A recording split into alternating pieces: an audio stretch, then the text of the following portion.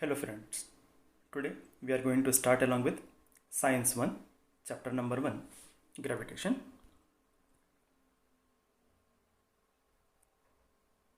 This chapter has marking scheme as follows: 3 marks without options, 5 marks with options.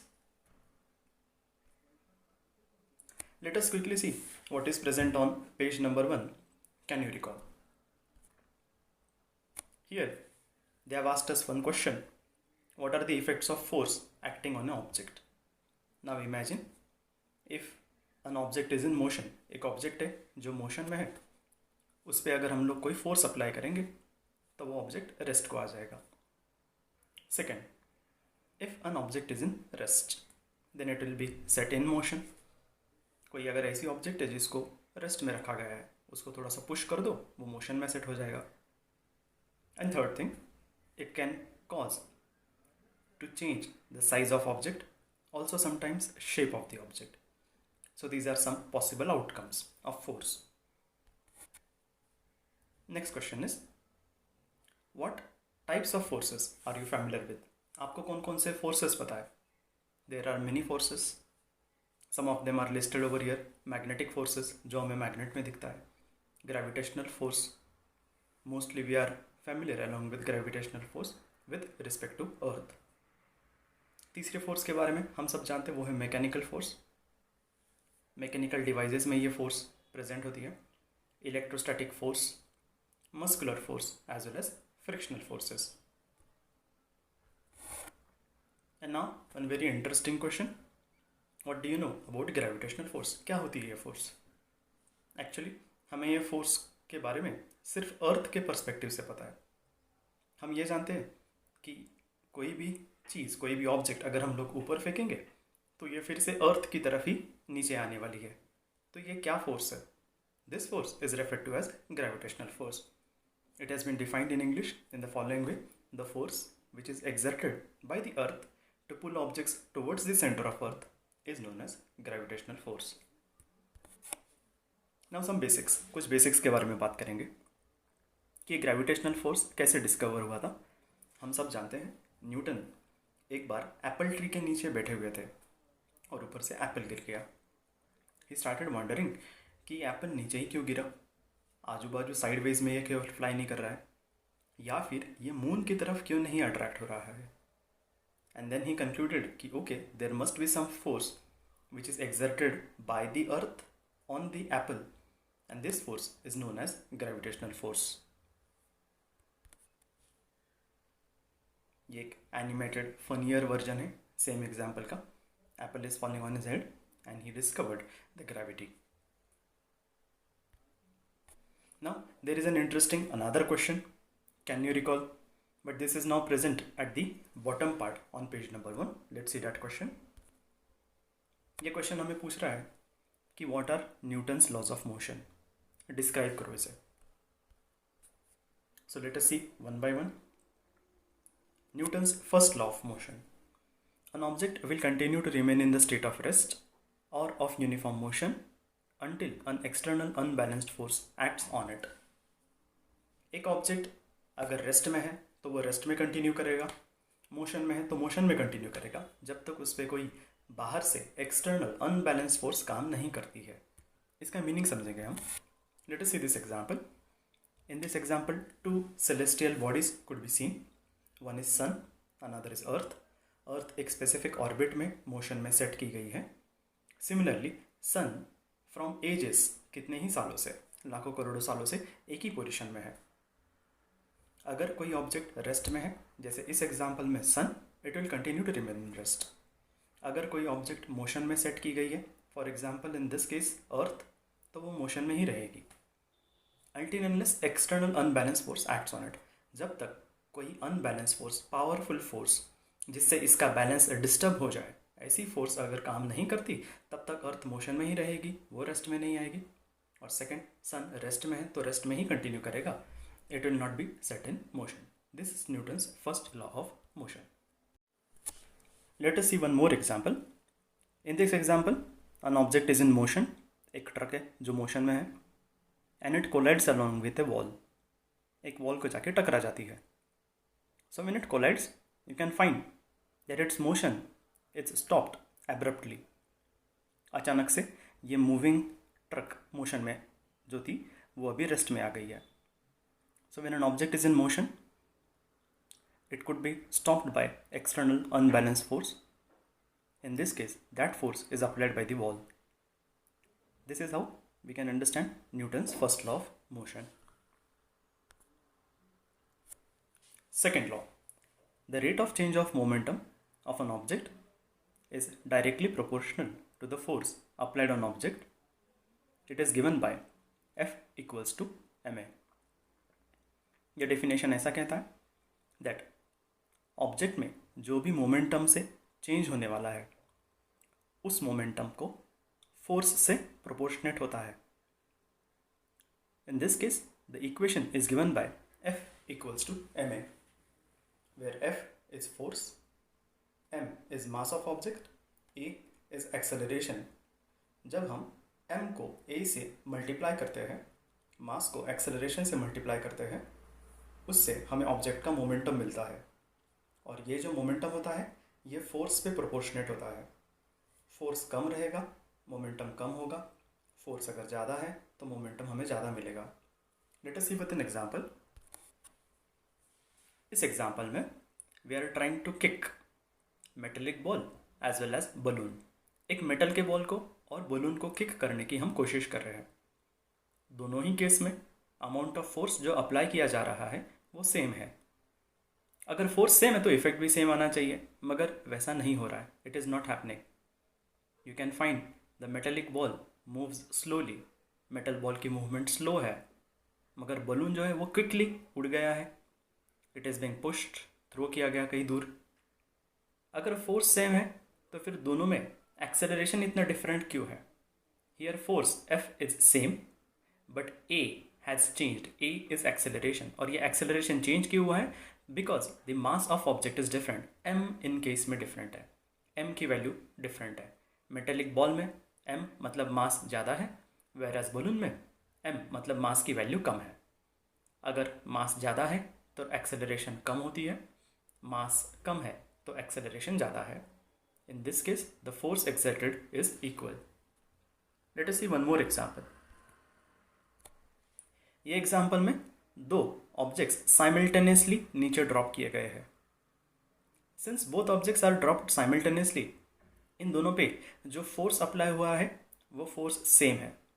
This force is applied by gravity. Gravity means small g, और small g के वजह से इन्हें a मतलब acceleration achieve हो रहा है. दोनों ही केस में एक्सेलरेशन अगर सेम है, सेम स्पीड से ये नीचे आ रहे हैं, मगर इनमें फोर्स की वैल्यू चेंज हो रही है. जो वाइट कलर की ऑब्जेक्ट है उसका फोर्स हमें ज़्यादा प्रोड्यूस होते हुए दिख रहा है, वेराज येलो कलर का जो ऑब्जेक्ट है उसका फोर्स कम प्रोड्यूस होते हुए दिख रहा है. अब ये फोर्स की वैल्यू किस वजह से चेंज हो रही है? So it is depending upon m is मास. ये जो वाइट कलर का ऑब्जेक्ट गिर रहा है इसका मास ज़्यादा है, that's why it is producing more force, whereas yellow color object इसका मास कम है, इसलिए ये कम फोर्स प्रोड्यूस कर रहा है. So this is how we understood Newton's second law of motion. Let's see Newton's third law of motion. Every action force has equal and opposite reaction force which acts simultaneously. This one is an easy law. In this example, you can notice there are two apples, apple A and apple B. Now, when these two objects collide, जब ये दो objects एक दूसरे के साथ collide कर रहे हैं, strike कर रहे हैं, first object के water droplets second object पे transfer हो रहे हैं, और second object के water droplets first object के ऊपर transfer हो रहे हैं. Now, this is happening because every action force has equal and opposite reaction force. अगर एक्शन फोर्स अप्लाई किया जा रहा है फर्स्ट एप्पल से, then in second case reaction force at the same time simultaneously apply हो रहा है second object से. Will see one more example. We are all familiar with working of rocket. Rocket को ऊपर प्रोपेल होने के लिए, ऊपर लॉन्च करने के लिए tremendous amount of force apply करना पड़ता है. Now this force is applied in downward direction, and like We have seen just now, whenever there is an action force, it will have equal and opposite reaction force. Action force is applied in downward direction. The reaction is, in this case, the rocket is propelled in upward direction. So these are Newton's 3 laws of motion. Let's move on to next topic, that is centripetal force. What is centripetal force? You can find this diagram which is present on page number 2, figure 1.2. Now in this diagram you can notice there is a girl who is playing along with a stone. Stone is shown by black color dot. This stone is tied to a string which is shown by green color, and she is whirling. Whirling का मतलब है गोल गोल घुमा रही है वो stone को with the help of string. It is moving in a round, it is moving in a circular orbit. Now let us observe figure B 1.2 पे यहाँ पे figure B दिख रही है, उसे हम notice करेंगे. As long as the object is in motion, it will continue to remain in circular orbit. But let's say अगर वो string loosely tie की गई है, loosely बांधा गया है stone के, और कुछ motion के बाद after some amount of rounds, कुछ राउंड करने के बाद अगर वो स्ट्रिंग अनटाई हो जाती है, अगर वो स्ट्रिंग ओपन हो जाती है, तो जो स्टोन वो स्ट्रिंग के साथ जुड़ा हुआ था वो छूट जाएगा. It will be released. और जब वो स्टोन रिलीज किया जाएगा, it will be thrown in a straight direction. Late us see another example. What is centripetal force?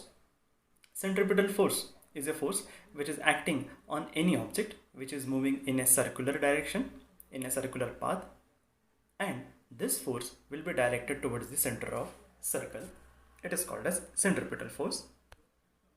अब इस एग्जाम्पल में देखिए, this is an animated version of the previous example. In this case, with the help of a string, जो इस diagram में हमें orange colour से दिखाया गया है, ये ऑरेंज कलर का एरो वो स्ट्रिंग है जिस स्ट्रिंग से हमें स्टोन को बांधा हुआ था. स्टोन सर्कुलर ऑर्बिट में मूव कर रहा है, बट ये स्टोन का जो मोशन है वो दिखाया गया है ब्लू कलर के ऑर्बिट में, ब्लू कलर का ऑर्बिट. मान लो अगर ये ऑरेंज कलर का फोर्स नहीं होता, ये स्ट्रिंग नहीं होती, तो ये स्टोन कौन से डायरेक्शन में निकल जाता? The stone would have moved in a straight direction, और वो स्ट्रेट डायरेक्शन दिखाया गया है ग्रीन कलर के लाइन से. मान लो मूवमेंट करते करते अगर स्ट्रिंग से ये स्टोन छूट जाता है, निकल जाता है, then the stone would move in a straight line. इसे हम कहते हैं tangential direction. Tangential direction always acts in a line of tangent. Tangent ऐसी लाइन होती है जो सर्कल के बाहर से निकल तो जाएगी, मगर when it is moving from outside the circle, it will touch exactly one point on the circle. उसे हम tangent कहते हैं. इसलिए इस मोशन को हम tangential मोशन ऐसे कहते हैं. इसे हम और डिटेल में समझेंगे.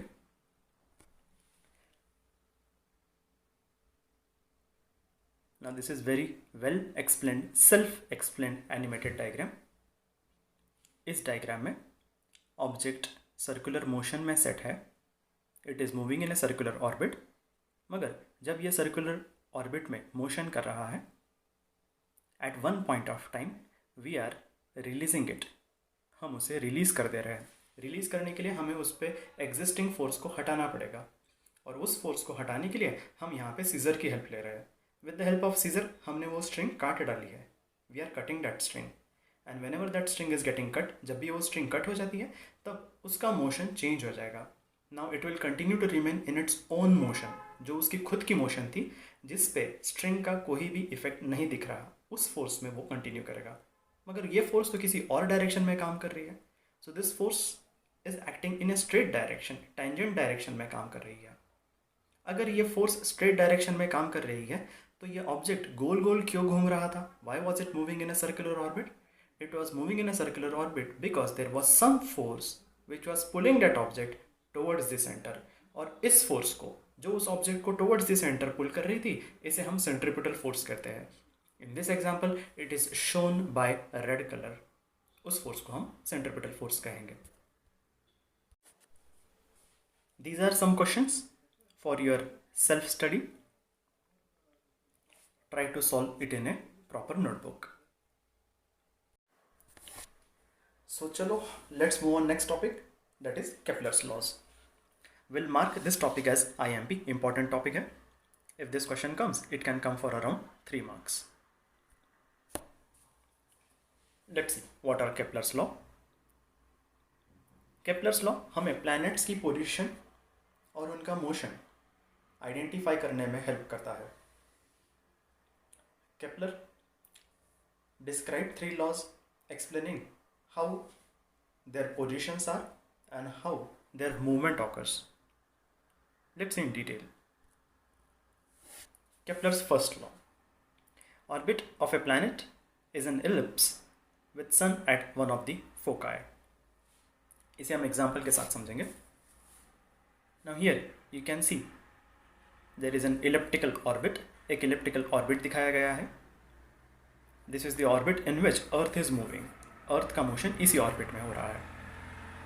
And you can find that at one point sun is present. This point is referred to as focus. If you study on page number 3 पे अगर आपने फिगर 1.3 देखी तो वहाँ पे उन्होंने इलिप्स के बारे में बताया है. इलिप्स एक ऐसी ज्योमेट्रिकल स्ट्रक्चर है जिसे 2 फोकस होते हैं, F1, F2. And that's why this focus is not present at the center, unlike that of your circle. Circle में जैसे फोकस सेंटर में होता है वैसे इस इलिप्स के केस में नहीं होता है. You will have 2 different focus. एक अगर होता है तो उसे कहेंगे हम फोकस. एक से ज़्यादा हो गए plural word, then it is referred to as foci. And that's why this law says that sun will present at one of the foci. sun किसी एक फोकस पे प्रेजेंट रहेगा, किसी एक फोकाई के पोजीशन पे सन प्रेजेंट रहेगा. This is our first law, that if orbit of the planet is ellipse, जैसे अर्थ का ऑर्बिट अगर इलिप्टिकल है, इलिप्स के शेप का है, तो सन किसी एक फोकाई के पोजीशन पे प्रेजेंट है. Sun will be present at one of the foci. This is our Kepler's first law. Let's move on second law. Kepler's second law. This says line joining planet and the sun sweeps. Sweeps का meaning होता है crosses, covers equal areas in equal intervals of time. Let's see this. Now in this diagram you can find that they have shown sun, planet का movement दिखाया है, and the position and the movement of this planet is been shown by shaded area. एक shaded region है, उसके help से इसका movement position दिखाया गया है. You can find there are 2 areas, A1 as well as A2. Now ये law एक बार हम लोग फिर से देखेंगे. The line joining planet and the sun will sweep, that means cover equal area in equal interval of time. चलो first A1 के point से चालू करते हैं. A1 मान लो A1 का जो एक पोजीशन है, एक पॉइंट है ब्लू कलर का कोनिकल शेप जो हमें दिख रहा है, वो किसी एक पोजीशन से प्लैनेट का मूवमेंट चालू हुआ है. This planet will now cover some distance. Let's say after 1 month के बाद उसका एक पॉइंट तक मूवमेंट कंप्लीट हो जाता है. अगर उस पॉइंट को स्टार्टिंग के पॉइंट से अगर हम लोग कनेक्ट करें, then we will get shaded area A1. उससे हमें एरिया A1 ऐसा मिलेगा. Let us imagine another situation. अब ये प्लैनेट मूवमेंट करते करते रोटेशन में पहुंच गया है other point on the ellipse. Ellipse के दूसरे पॉइंट पे ये पहुंच गया है. And now from here it will take 1 more month, एक और मंथ का टाइम लेगा, and it will cover that part.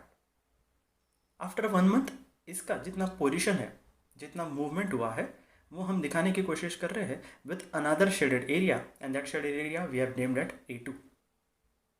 Now first case में जो हमने फर्स्ट मंथ 1 month का मूवमेंट देखा, उस 1 month को हमने A1 एरिया से दिखाया है. और सेकेंड केस में एक रैंडमली और एक मंथ हमने कैलकुलेट किया, और उस 1 month ने ये प्लैनेट ने जितना मूवमेंट किया है, जितना एरिया कवर किया है, उसे हमने दिखाया है A2 से. So now Kepler's second law says that line joining planet and sun, जिस लाइन से ये प्लैनेट सन को कनेक्ट कर रहा है, वो लाइन जितना एरिया स्वीप करेगा मतलब क्रॉस करेगा, वो इक्वल रहेगा इक्वल टाइम इंटरवल्स के लिए. Now in this case equal time intervals है 1 month, so area covered in this case will be A1 as well as A2. That's why the area covered by planet is same in both cases. A1 is equals to A2. Area covered by planet in first case will be equal to area covered by planet in second case. Now one might ask, sir ये तो elliptical shape है, इसका area ये same कैसे आ गया? Now this depends upon the area that is covered by planet, and in this case they both are equal. That is what this law says. हमें ये law prove नहीं करना है in this year, that is SSC 10th standard में हमें इसे prove नहीं करना है. We are just supposed to remember it, understand it and present it when it will be required. Once again, Kepler's second law, line joining planet and the sun will sweep equal area in equal interval of time. Let's move on to Kepler's third law. The square of its period of revolution around the sun is directly proportional to the cube of mean distance of planet from the sun. Now this law is little bit difficult to remember. I will advise all students to take this as a homework. इसकी practice करें, all these 3 laws एक बार revise करें, learn करने की कोशिश करें, then it will be easy for you to remember them. By the way, this is an important topic. Let's understand. Now here they have shown sun present at one of the foci. There are positions shown as A, B, C as well as D. Let us see what this law says. Square of its period of revolution. ये part हम लोग first समझेंगे. Square of period of revolution. मान लो planet starts its movement from point A. A position से planet का movement चालू हो रहा है और ये फिर से आफ्टर सम टाइम आ जाता है पॉइंट A पे. चालू हुआ पॉइंट A से, फिर पहुंचा point B, then point C, then point D and once again it came to its original position point A. इसे हम लोग कहेंगे रिवोल्यूशन. जब पॉइंट A से स्टार्ट हो रहा है, पॉइंट A पे एंड हो रहा है, तो उसने एक रिवोल्यूशन कंप्लीट कर लिया. इस रिवोल्यूशन को कंप्लीट करने के लिए उसे जितना टाइम लगेगा उसे कहेंगे हम लोग पीरियड ऑफ रिवोल्यूशन.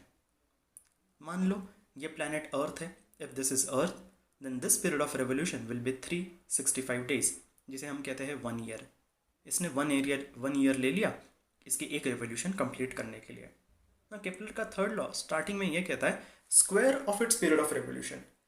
इसे रिवोल्यूशन के लिए जितना पीरियड लग रहा है, जितना टाइम लग रहा है, उसका अगर हम लोग स्क्वायर ले लें, so in this case 1 year का square around the sun is directly proportional to cube of mean distance. Cube of mean distance हम लोग समझ लेंगे. सन की पोजीशन एक फोकस पे है. जैसे मैंने पहले भी बताया कि इलिप्स को 2 फोकस रहेंगे, F1 as well as F2. सन किसी एक फोकस पे प्रेजेंट है और ये फोकस सेंटर में नहीं है. Also the position of planet is in elliptical path. ये एक इलिप्टिकल ऑर्बिट है. सो दैट्स वाई हर पोजीशन से सन की जो डिस्टेंस है वो डिस्टेंस अलग अलग रहने वाली है. पॉइंट A से सन की डिस्टेंस डिफरेंट है, पॉइंट B से सन का डिस्टेंस डिफरेंट है, पॉइंट C से डिफरेंट है, पॉइंट D से डिफरेंट है. अगर हर पोजीशन से सन का डिस्टेंस हमें ठीक से नहीं पता, एक यूनिफॉर्म डिस्टेंस नहीं है, तो हम लोग इसका डिस्टेंस कैसे कैलकुलेट करेंगे? जब हमारे पास according to mathematics when we don't have one specific values then we take average of that values. अगर हमारे पास कोई स्पेसिफिक वैल्यू नहीं मिलती है, रैंडम वैल्यूज आ रही है, अनइवन वैल्यूज आ रही है, तो उसको इवन आउट करने के लिए, स्ट्रीमलाइन करने के लिए हम उसका एवरेज लेते हैं. And this average is called as mean. उसे हम लोग मीन कहते हैं. So that's why in this case we will take mean distance. Point A, point B, point C, point D, ये चारों डिस्टेंस को हम लोग डिवाइड बाई 4 कर देंगे. इससे हमें मिल जाएगा मीन डिस्टेंस. और इस मीन डिस्टेंस का हमें क्यूब लेना है, क्यूब ऑफ मीन डिस्टेंस. सो मान लो अगर पीरियड ऑफ रेवोल्यूशन है T, मीन डिस्टेंस है R, तो केपलर का थर्ड लॉ कहता है T square is directly proportional to R cube. I will repeat it once again. Imagine Period of revolution of the planet is t. Mean distance of the planet is r. Then Kepler's third law states that square of period of revolution will be directly proportional to cube of mean distance, that is t square will be directly proportional to r cube. Let's move on to next topic, Newton's universal law of gravitation. Newton's universal law states that every object in the universe attracts every other object in the universe with some force. This force is directly proportional to their masses and inversely proportional to the square of distance between them.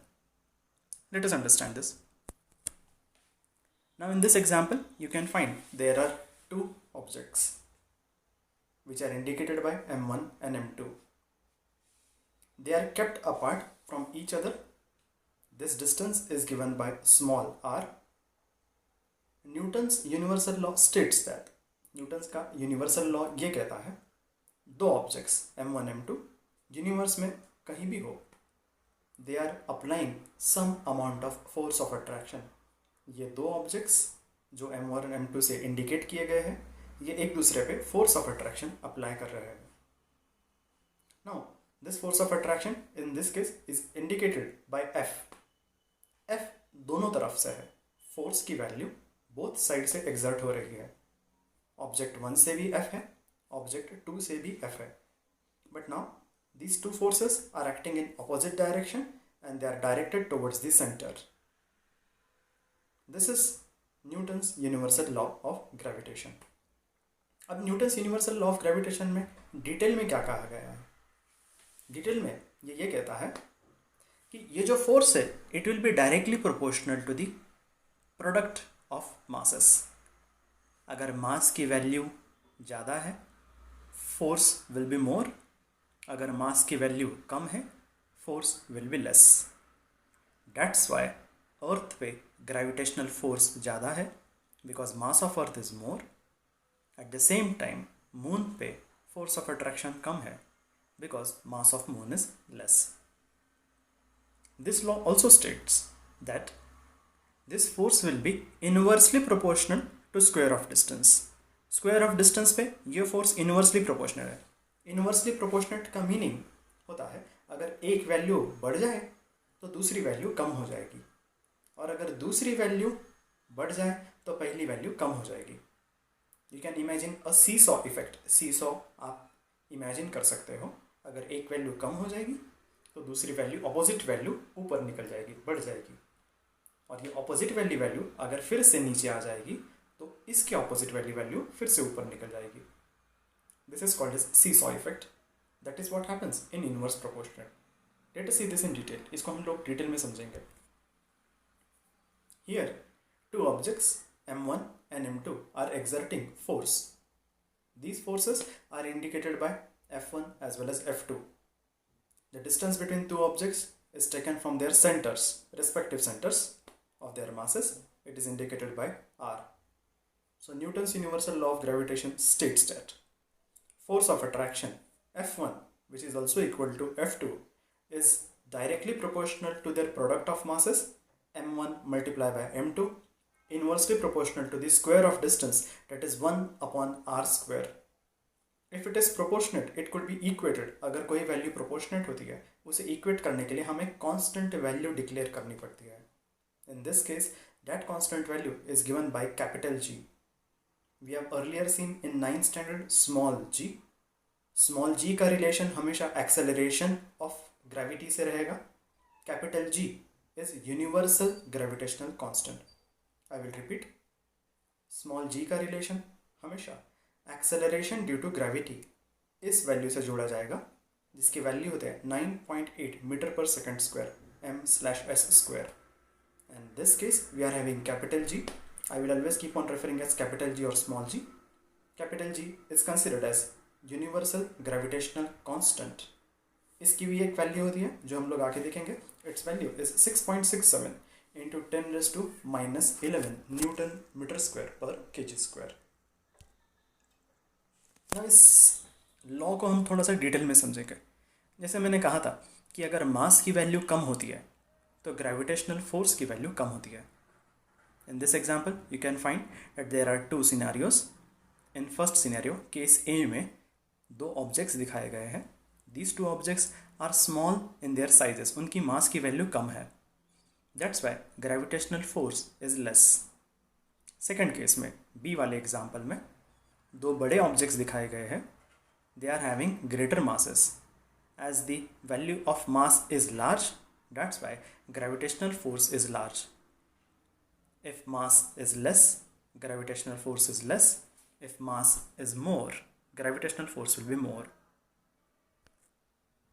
In second case, gravity or the force of gravity is inversely proportional to the distance. Distance कम है तो gravitational force ज़्यादा है. Distance ज़्यादा है तो gravitational force कम है. In this case, example A, objects are placed closer to each other. As the distance between them is less, gravitational force is more. And in second case, these objects are placed apart from each other. They are far away. Distance is more. That's why gravitational force of attraction is less. If we put this together, we will get a very interesting animation over here.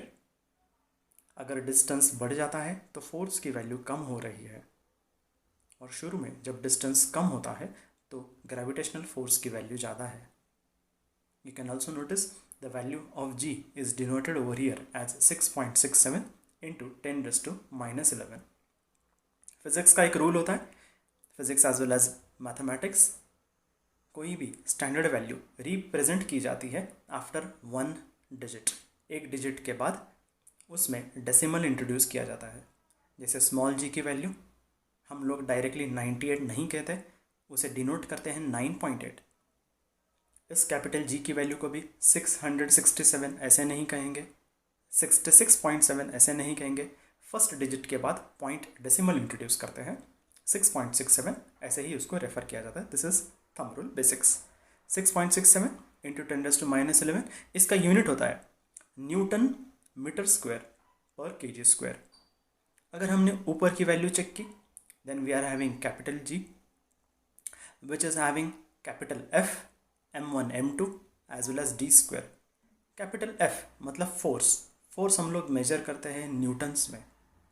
m1 as well as m2, अगर m1 major किया गया है इन kg, m2 भी major किया जाएगा kg, तो m1 multiply by m2 हो जाएगा kg स्क्वायर. और डिस्टेंस जो हम लोग मीटर में मेजर करते हैं वो हो जाएगा distance square, metre square. So that's why unit of capital G is Newton kg square upon meter square.